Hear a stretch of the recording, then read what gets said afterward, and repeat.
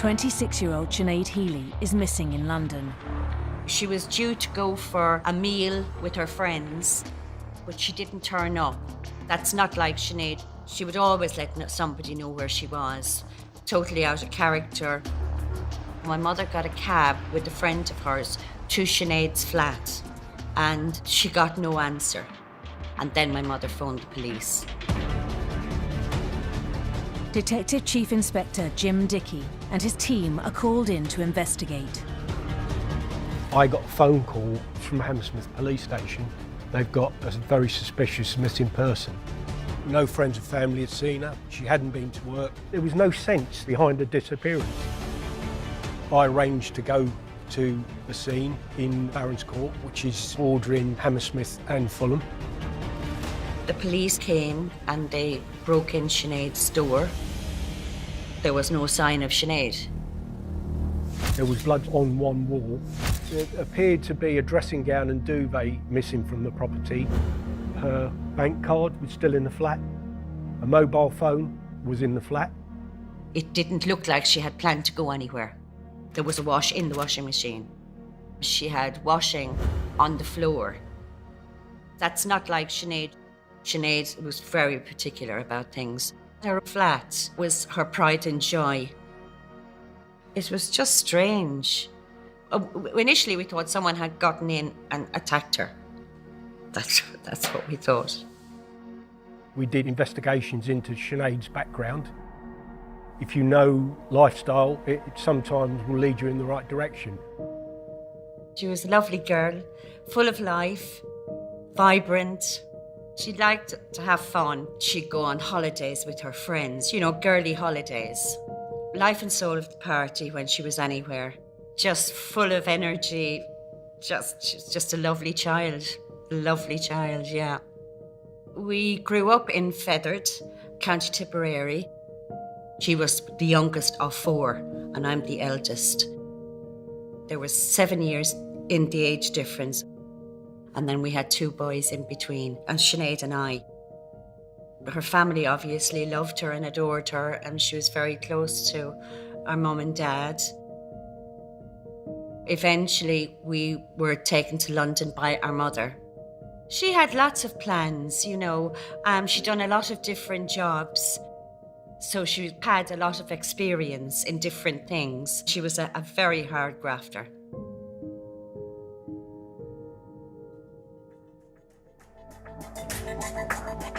Despite there not being a body, Jim Dickey declares it a murder investigation. I believe Sinead hadn't disappeared of her own volition. Someone had assaulted her, and maybe she'd been wrapped in the duvet to remove her from the flat, either dead or alive. Her body disposed of somewhere, and that was the big question mark over the case. She didn't turn up in any hospital, so we've got to presume it's a homicide. I decided then we had to do a full forensic. You must grasp the opportunities that are there very quickly, otherwise they'll disappear. Sinead's flat is now a crime scene. It is cordoned off so that the CSIs can search for any evidence to ascertain what has happened. Sarah Thurkel is one of the crime scene investigators who worked on the case.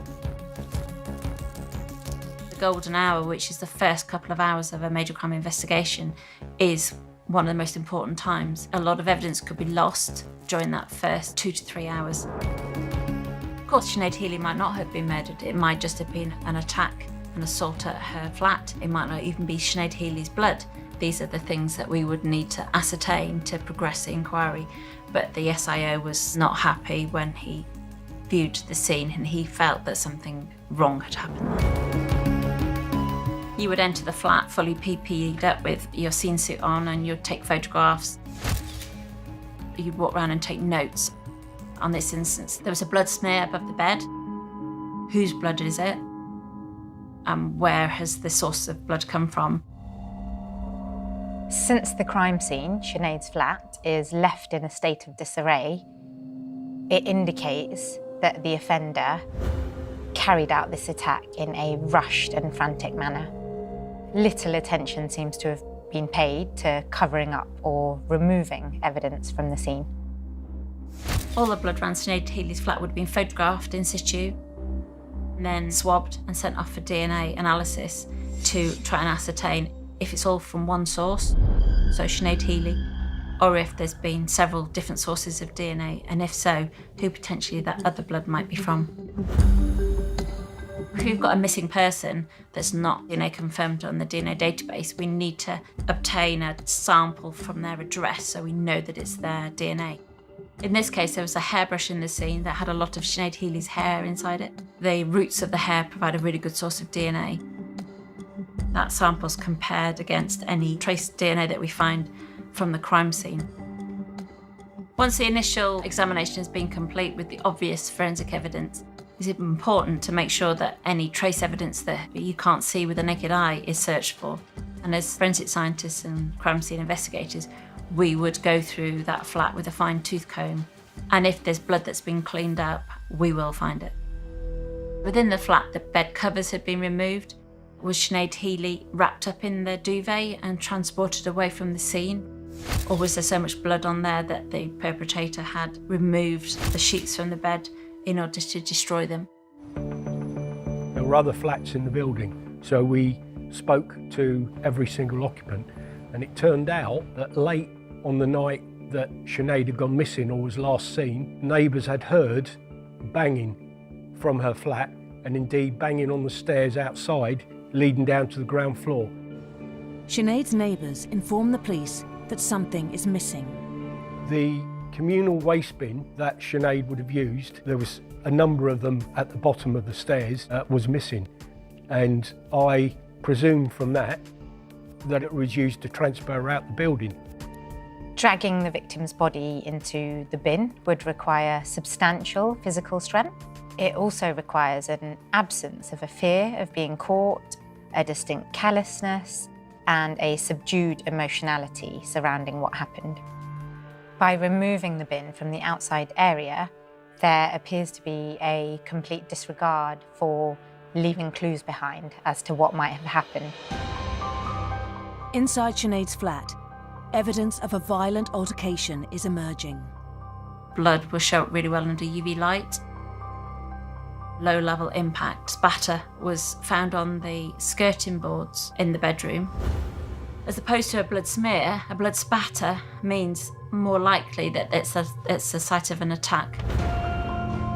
Either the spatters come from the weapon or from the victim, and low-level blood spatter would mean that the victim's potentially been attacked, either lying on the floor or fallen to the floor and then been attacked a second time. Jim Dickey updates the family and shares his growing suspicions. I told him, I hope Sinead walks through this door, but I've got to tell you, with my experience and my gut feeling and the evidence I have, albeit circumstantial, I fear the worst.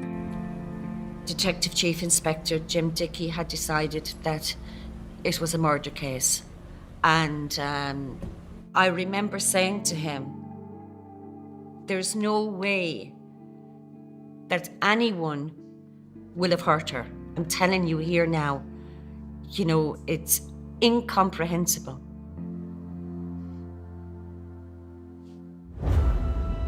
The CSIs continue to harvest the crime scene and make a discovery that provides a new lead.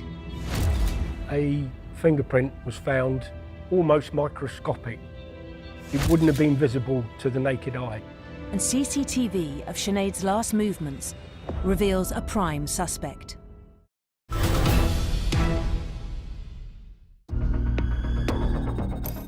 "26-year-old Sinead Healy has disappeared in London. Crime scene investigators are harvesting her flat for vital forensic clues. And despite there not being a body, the detectives believe they are hunting a killer.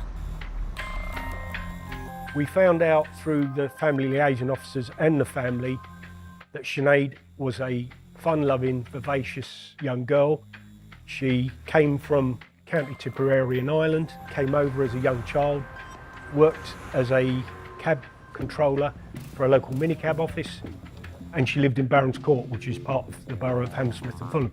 So for all intents and purposes, the workplace, where she lived, and her friends and family all lived very close in a very small area. Detectives draw up a timeline of Sinead's last known movements, enabling the digital forensic team to locate her on CCTV the evening before she went missing. We found out that she had been with a guy called Kenneth Lynch in a pub called the Salisbury, which is in Fulham. She'd worked for him in his phone shop in Fulham Palace Road. Sinead was 16 at the time. She had just left school, so I took Sinead to her first interview there. She liked mobile phones. It was the up-and-coming thing. She knew all about them, and she was learning as she went along. And I think they developed a friendship over time.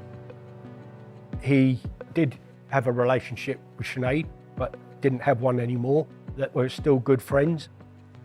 Kenny, we called him.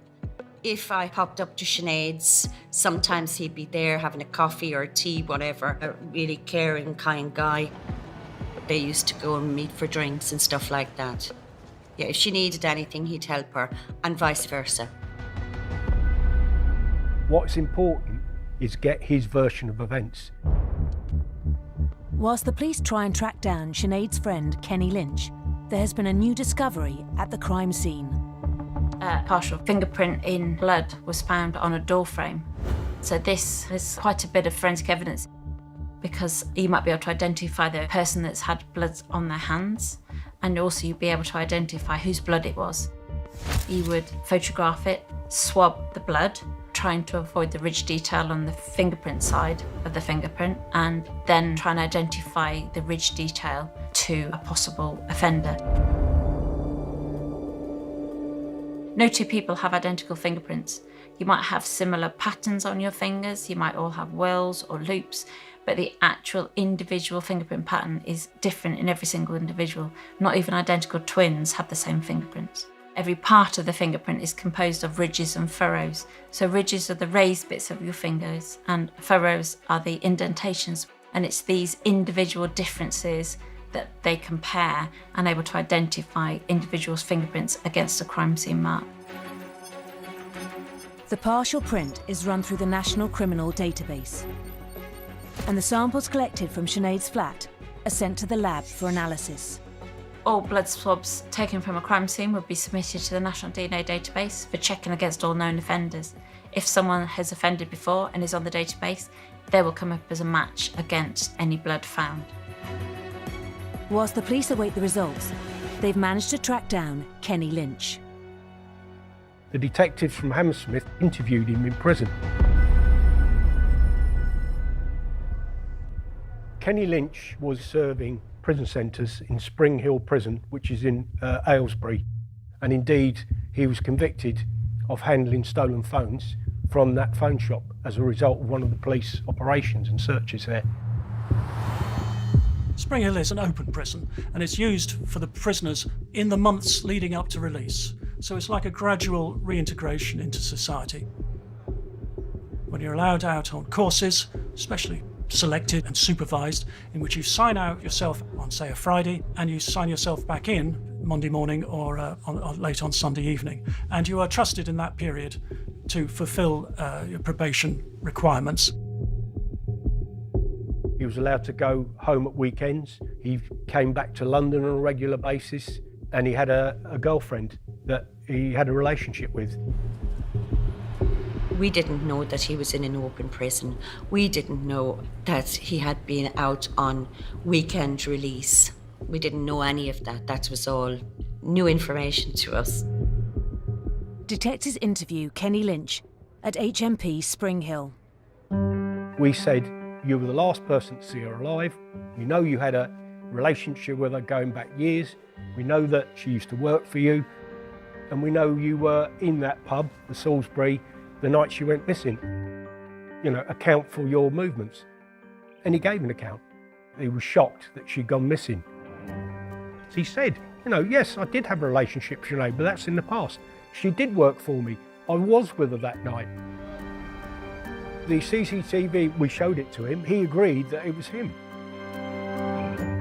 They got in a minicab and they went round to her flat. You know, that was proven. We had that evidence. And the minicab driver said they went to Barron's Court, where she lived, and they both went into the building, which is her flat. But I'd left because she took a phone call. That was a possibility.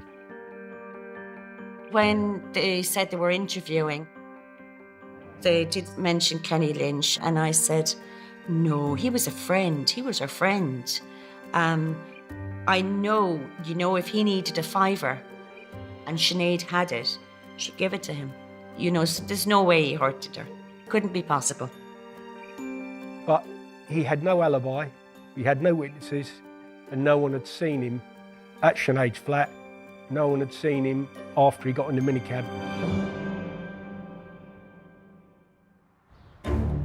Detectives questioned the prison officers who checked Lynch back in from his work release, the weekend Sinead went missing. We found out that the prison discipline staff had noted on Kenny's return shortly after Sinead went missing, he had wounds on his hand, which indicated that it could be defence wounds, i.e. that he'd been in some sort of fight with somebody. We're gathering intelligence, we're gathering evidence, with the view, I thought, that we could put Kenny Lynch in the frame. It was clear to me that he wasn't telling the truth. The forensic results are back. The blood from the smear above the bed and the skirting board have raised a DNA profile, which is compared to the DNA samples from Sinead's hairbrush. Everyone's fears are confirmed. It is Sinead's blood. The fingerprint results are also in. They show a partial match to Kenny Lynch, and there are traces of Sinead's blood. But the detail of the print is so limited, it is inconclusive as evidence. So we couldn't say, for the purposes of a criminal prosecution, that that was Kenny Lynch's fingerprint in the blood. It indicated that it may be him, but it wasn't sufficient to say it was. He gave an explanation. He said, well, yeah, I've been in a flat, you know, so what? And he was quite blasé about it, really. His fingerprint could have been in her blood for a long time, and it was very difficult for the police to prove otherwise without concrete evidence as to what's happened to Sinead Healy. I said, you know, there's no way he hurted her. No, he was a friend. It had to be someone who didn't know her.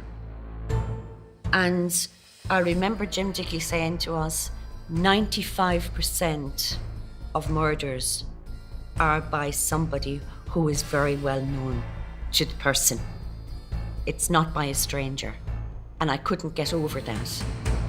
But look at all this forensic evidence. Look at this DNA. Look at the blood splattering, fingerprint in blood. All of this, and Lynch, his proximity to all of it, and the last person being with her on CCTV. And that made him, for me, a very good suspect.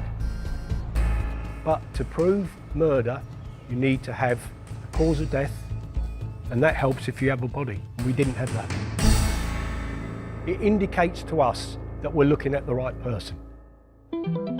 Kenny Lynch is bailed and continues to serve his sentence at HMP Spring Hill. We can't just arrest him and interview him for as long as we want. It's not open-ended. We've got a set number of hours that we have to adhere to by law. We released him back on bail because he was still a serving prisoner.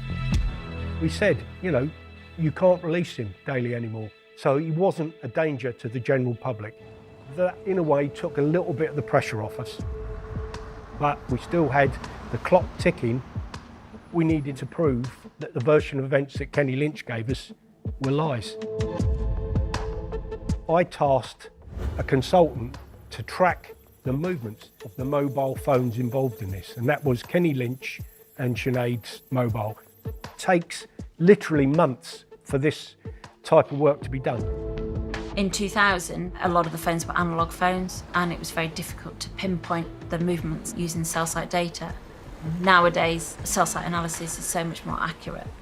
Now you can actually see where someone is. You've got maps, see you walking down the street. That's a digital footprint, and everyone's got it on their phone. Back then, it wasn't that advanced. Sinead's mobile, there was no big surprises. It was active. She was making phone calls up to the time she disappeared that night. Kenny Lynch's was active up until that night. The crime scene was in Hammersmith, really close to the Thames River. And back in 2000, with the analogue signal, it was really difficult for them to pinpoint where Lynch was at certain times because the signal was jumping from one side of the river to the next, but the river was completely confusing the mobile phone signal. It was actually giving him an alibi, saying he was south of the river. He then switched it off, and we found out that his girlfriend had tried to ring him, I think it was over 20 times that night, and she couldn't get hold of him.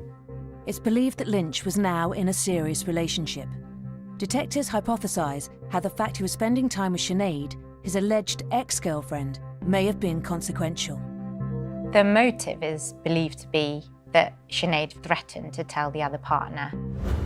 Kenneth may have entered a fit of rage and violence may have ensued after this. May indicate that Kenneth wanted to retain an element of control over his life and go to extreme lengths to protect this control. Kenny Lynch's mobile came back on again the following day. That was important evidence, important circumstantial evidence. Why was your phone switched off? The police have exhausted all lines of inquiry, and the investigation loses momentum. We're basically a waiting game. We're running out of stuff that we can do here. You cannot allow frustration to get the better of you. Main thing is you have to stay objective, you have to stay focused, you have to stay professional. The motivation of most detectives, certainly when I served, is to get justice for the family, to give them closure, because no one else is going to do it for them. Everything indicated from the flat that Sinead Healy had been murdered, but until we found a body, it's very difficult for the police to progress the investigation. I had a, if you like, subliminal thought in my head that, you know what, Kenny Lynch might walk away from this.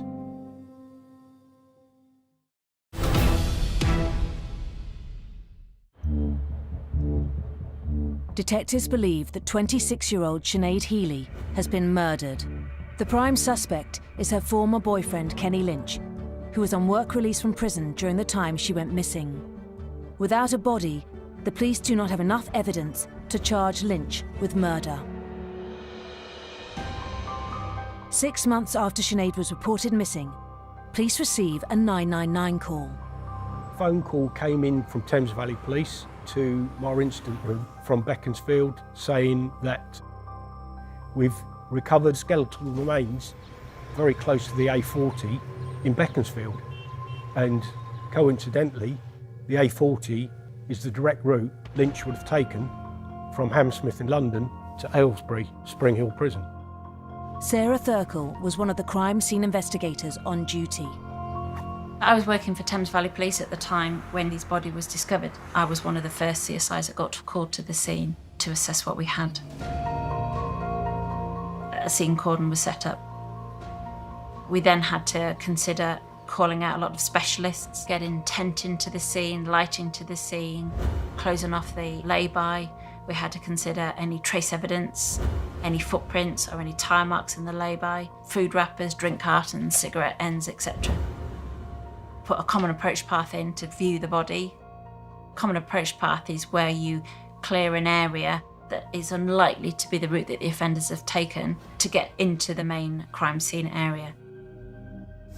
Where the body was situated in was 15 to 20 metres from the lay-by, so not very far in. Viewing the scene straight away, it was obvious that there'd been an attempt to disguise the burial of a body. Whoever had dumped it hadn't dug a very deep grave, if you like. It had been partially covered with debris, earth.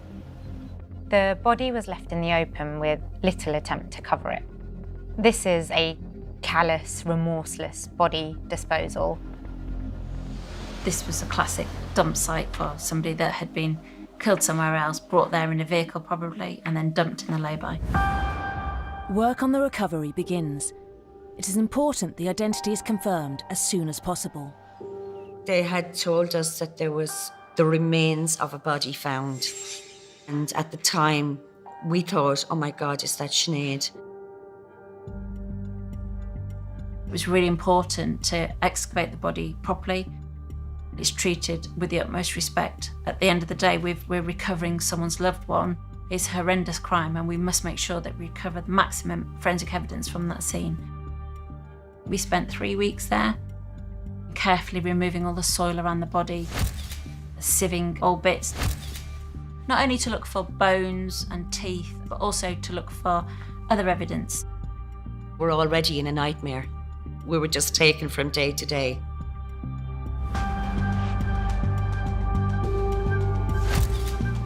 When we were excavating, we actually found quite a big clump of hair. Hair can survive a long time.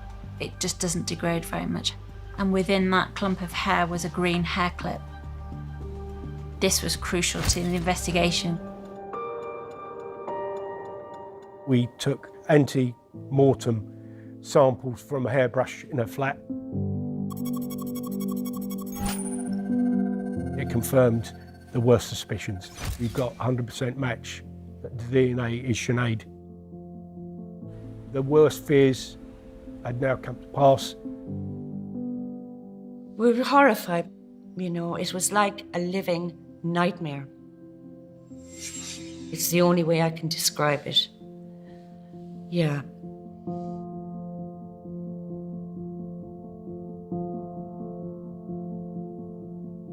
Anthropologists continue to extract the remains from the shallow grave and soon realise that the skull is missing.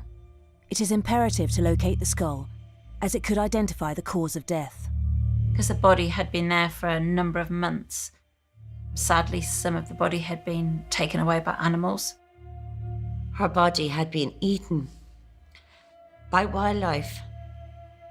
So what was left wasn't much. I can't even tell you what there was. Sorry. We had a wildlife expert looking at badger and fox trails. Foxes and badgers were quite habitual in their routes that they take, so getting an animal expert to the scene, we were able to try and ascertain where potentially the missing body parts might have been taken to.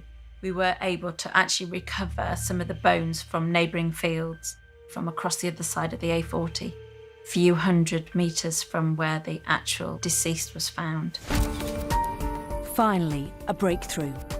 Finding the skull was absolutely crucial to the investigation, because without the skull, we probably wouldn't have been able to ascertain the cause of death. The body and the remains were taken to a post-mortem, where a full post-mortem was conducted.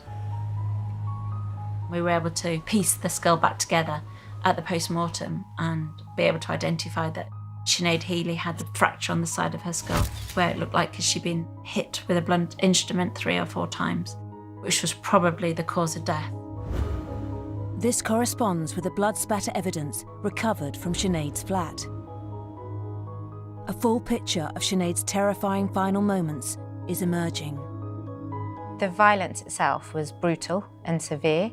Acts of this nature are rare, and many of us simply wouldn't be able to cause such harm in this way. And this indicates a real distinct callousness. Now we had the cause of death, now we had a body. We could prove that Sinead had been unlawfully killed. We still had to prove the link to Kenneth Lynch. Yes, it was on the A40, a hurriedly disposed of body. Yes, it was Sinead Healy. Yes, Lynch was down the road in Spring Hill Prison. But it was crucial to us that we could prove as best we could that Sinead had been dumped there, probably on the night or very close to it, that she went missing. It is vital that the police prove Sinead was killed and her body dumped during the time that Lynch was on his work release from prison.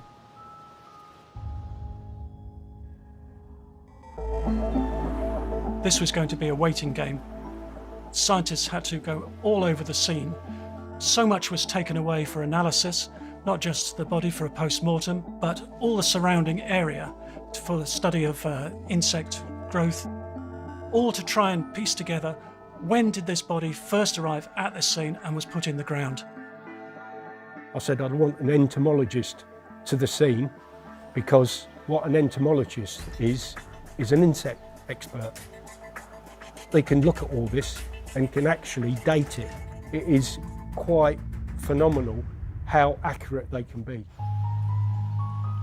Entomology is the study of insects, and it can be particularly useful in solving crimes, especially in estimating the post-mortem interval, which is also known as the time of death. This is because shortly after death, insects will colonize a dead body, and within a few hours they can start laying their eggs. This can help determine the time since death because of the different stages of decomposition and also the different stages of colonisation of maggots and flies within the body cavities. Blowfly samples are taken from the remains and surrounding areas. Scientists use the morphology of the specimens to identify the colonising species and determine the life stage. The growth rate can establish the window of time when the body was deposited. What you can see here are blowfly eggs. They're approximately 2 millimeters in length. Single female blowfly can lay up to 250 eggs at any one time. Once the blowflies lay their eggs, they will hatch into the larvae. It would take approximately 8 to 16 hours for it to develop into the second stage larvae. This stage is roughly about 9 millimeters in length, and at this stage they start to feed on the soft tissue. It can take a few more hours for the second instar to develop into the third stage. It's grown quite a lot in size. It can be up to about 20 millimeters in length. You can see the hook at the front here. It uses this to shred the soft tissue so it can consume it easily. Halfway through this stage, it starts to migrate away from the body, and it will look for a site inside the soil to burrow and pupate. The outer shell will harden to form this dark brown. This can take several days for it to reach and pupate, so the adult will literally metamorphosize inside and emerge from there. The main species that were identified are species of blowflies, which are Calliphora vomitoria. Calliphora vomitoria is a species that is more active during the winter months. This can indicate that the deposition of the body may have occurred during the winter months, and the colonization would have occurred during the winter months as well. Sinead disappeared in the October of 2000. If Lynch did dump her body, it is likely to have been at the time he was returning to prison. The entomological data in this case suggested that the colonization by the flies occurred within a month of the victim going missing. The time frame matches.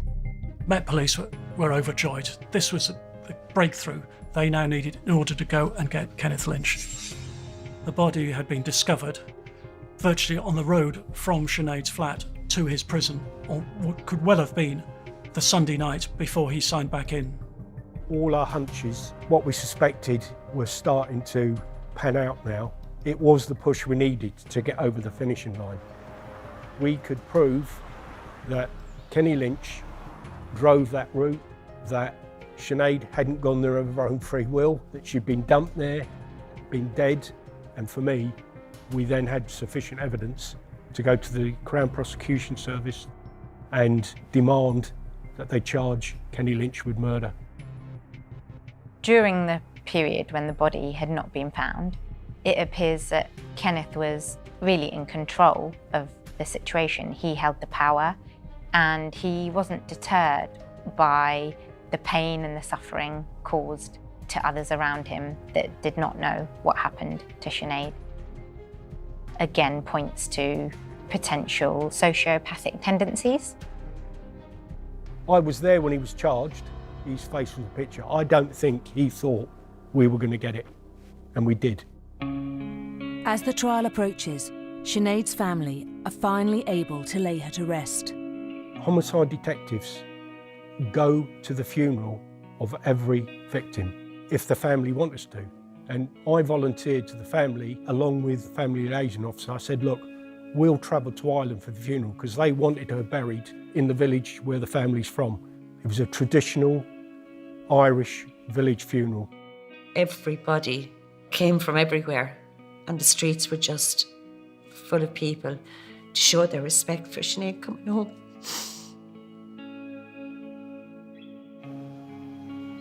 We walked from the church to the cemetery where Sinead was buried. It was actually quite moving. You're a human being and you can't help but become emotionally invested. You know, you're laying a young girl who shouldn't have died at the age she did in a grave and watching the village and the family mourn. In a way, the fact that Sinead was home now and buried, she wasn't lying out somewhere in the cold, suffering, you know, that meant something to us, to have her back. And I remember to this day standing next to the priest and I said to him, "Father, thank you, you've done your job and I'm going to do mine." After months of intensive investigation, Kenny Lynch is to stand trial at the Old Bailey, where he finally comes face to face with Sinead's family. He had no respect. He almost had a grin that made him very hard to look at. Here's a man who thinks he's going to get away with it.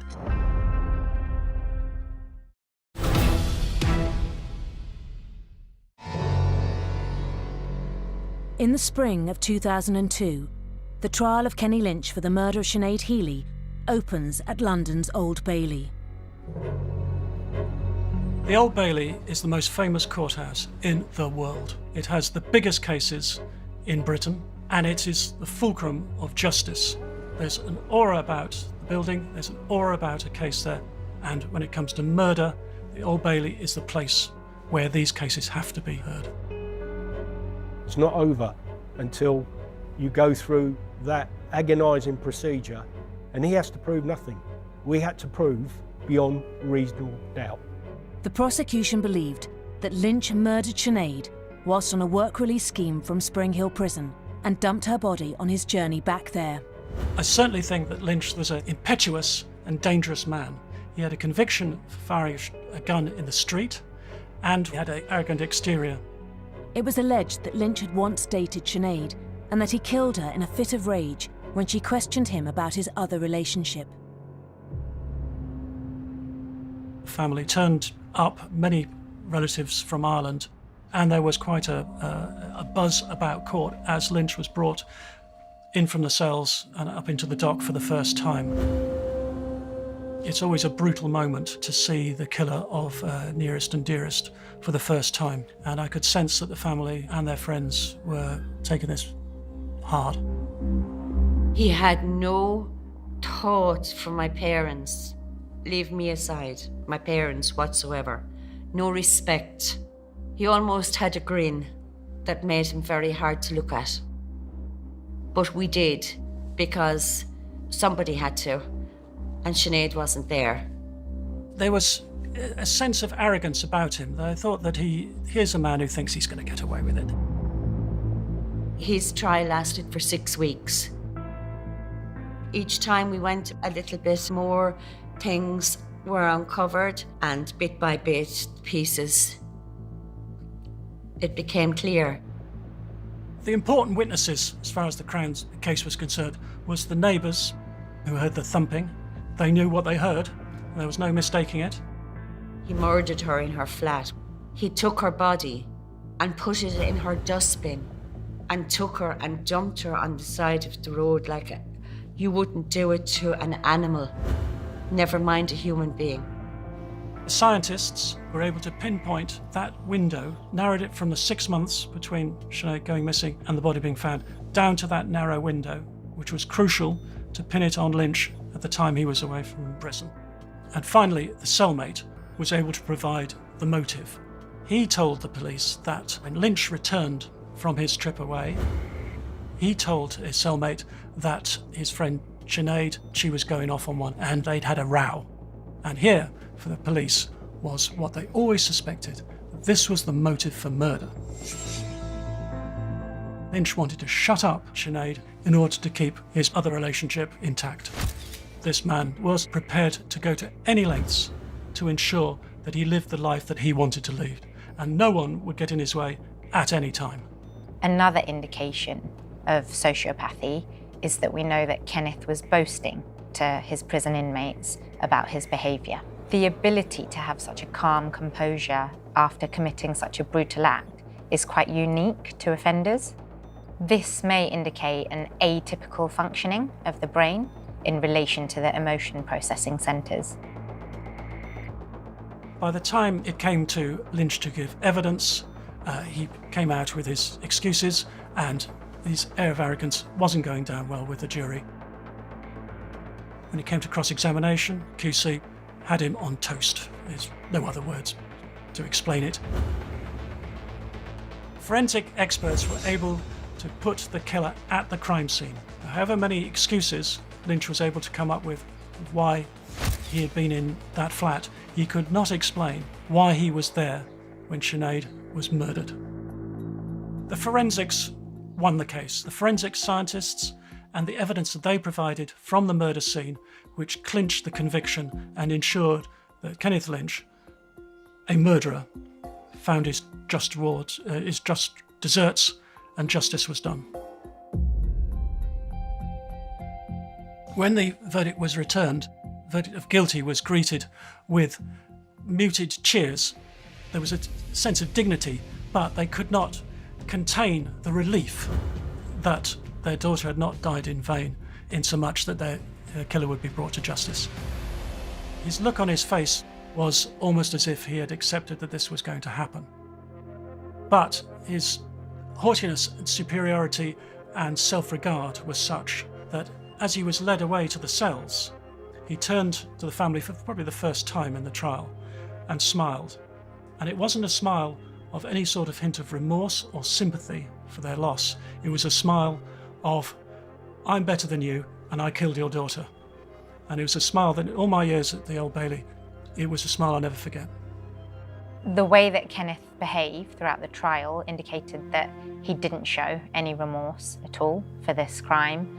This isn't uncommon in very serious violent offenders and can be linked to difficulties processing emotion in their lives. When the guilty verdict was read out, I was very pleased for all my team because they'd worked hard. Some officers, went the extra mile, but mainly very happy for the family that they got justice and they got closure. It has a lasting impact. It never leaves you, never leaves you. The day he killed Sinead, he ripped out our souls. So my mother was never the same. But we thought that life meant life. Big mistake. In 2016, Kenneth Lynch was granted parole and was released from prison. He's out and he's free and he has a chance of a life now. The only people it meant life for was Sinead, who's gone, and us, who would have to live with that loss. The tragic, unnecessary loss of Sinead. What a waste. What a terrible, terrible waste.